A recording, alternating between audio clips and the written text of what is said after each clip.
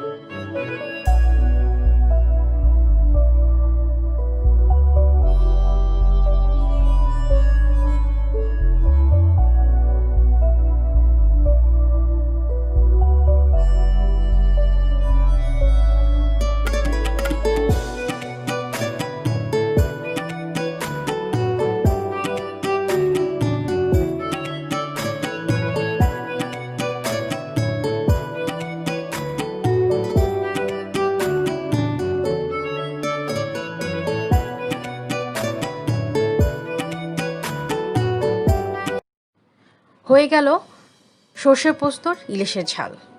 যখন দেখবেন মশলা থেকে তেলটা একটু ছেড়ে দিয়েছে, বুঝবেন হয়ে গিয়েছে রান্না।